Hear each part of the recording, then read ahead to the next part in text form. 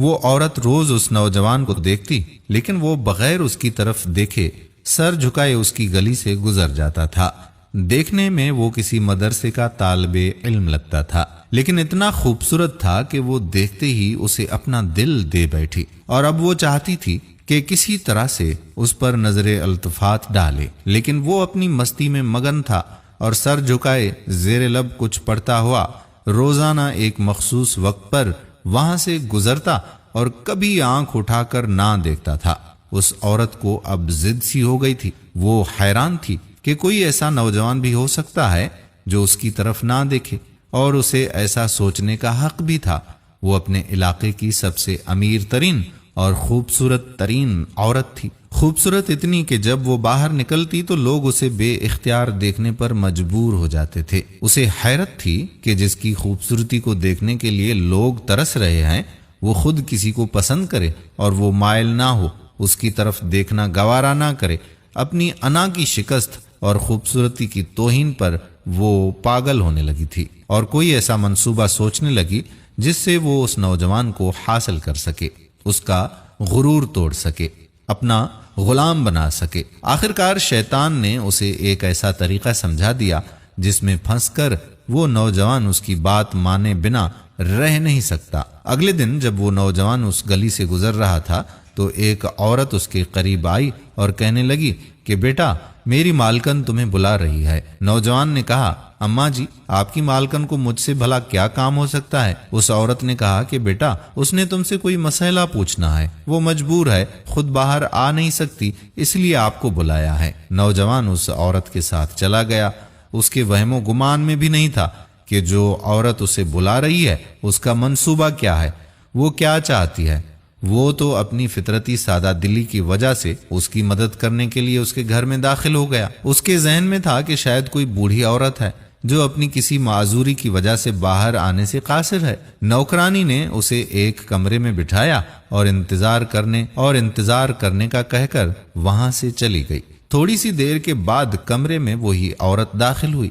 نوجوان نے بے اختیار اپنی نظریں نیچے جھکا لیں، کیونکہ اندر آنے والی عورت بہت ہی خوبصورت تھی۔ نوجوان نے پوچھا، جی بی بی، آپ نے کون سا مسئلہ پوچھنا تھا مجھ سے؟ عورت کے چہرے پر ایک شیطانی مسکراہٹ آ گئی۔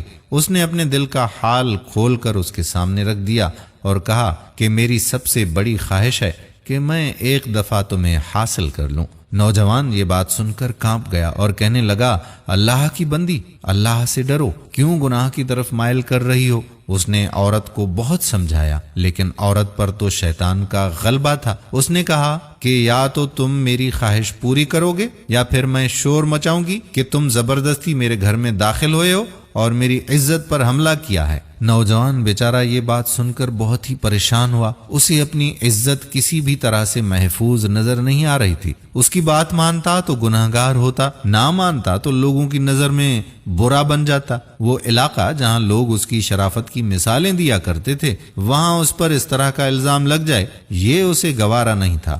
وہ عجیب و غریب مصیبت میں بیچارہ پھنس گیا۔ دل ہی دل میں وہ اپنے اللہ کی طرف متوجہ ہوا اور اللہ سے مدد چاہی تو اس کے ذہن میں ایک ترکیب آ گئی۔ خواتین و حضرات، اس نے عورت سے کہا کہ ٹھیک ہے، میں تمہاری خواہش پوری کرنے کے لیے تیار ہوں، لیکن پہلے مجھے باتھ روم جانے کی حاجت ہے، مجھے جانے دیں۔